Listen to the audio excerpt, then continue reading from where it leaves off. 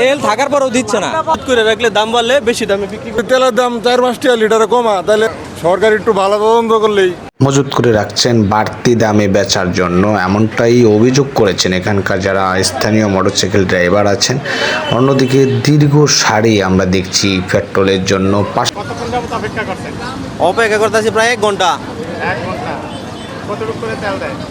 তেল তো 500 টাকার বেশি দেয় না। 500 টাকা বেশি দেয় না। কতক্ষণ যাবত অপেক্ষা করছেন ভাইয়া? আধা ঘন্টা। আধা ঘন্টা। কত টাকার করে তেল দেয়? 500 টাকা। 500 টাকা। কতক্ষণ যাবত এখানে অপেক্ষা করছেন? 40-45 মিনিট হইব। 45 মিনিট। আচ্ছা, এই যে তেলের সংকট, আসলে এটার জন্য কি বলবেন আপনি আপনার জায়গা থেকে?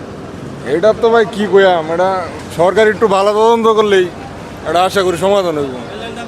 যদি একটু গুরুত্ব তদন্ত করে, আর যদি বিশেষ করে যদি তেলের দাম 4-5 টাকা লিটারে কমা, তাহলে সিন্ডিকেট ভেঙে দেবো। যা সিন্ডিকেট আছে এমনিতে ভেঙে দেবো। যদি কমা তাহলে ভেঙে দেবো। এরা তো সিন্ডিকেট করতেছে ভাড়া নির লাগিয়া, মানে এরা ভাবতেছে যে লিটারে 20-30 টাকা বাইরে দেবো, মানে এই আশায় তারা তেল মজুত রাখতেছে। আমার এরকম ধারণা আর কি।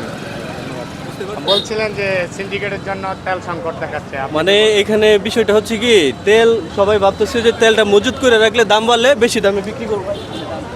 বেশি দামে বিক্রি করব। হ্যাঁ, এখানে হচ্ছে যদি সরকার থেকে এরকম একটা নোটিশ আছে যে তেলের দাম হচ্ছে লিটারে 5 টাকা 10 টাকা কমছে, তাহলে হয়েছে যারা মজুত করতে চাইছিল তারা তেলটা বিক্রি করবে। তাহলে হয়তো বা এরকম ভোগান্তিতে পড়তে হবে না, এটা আমার ধারণা।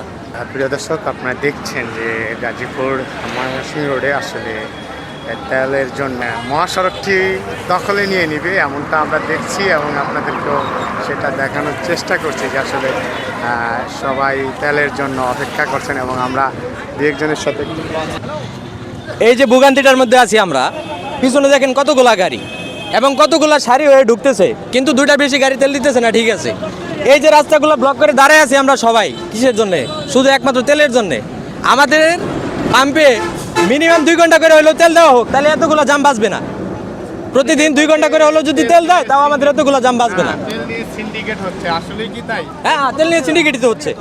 সিন্ডিকেটই তো হচ্ছে। তেল থাকার পরেও দিচ্ছে না। তেল থাকার পরেও দিচ্ছে না, তাহলে এটা সিন্ডিকেট না। তেল তো আটকে রাখছে।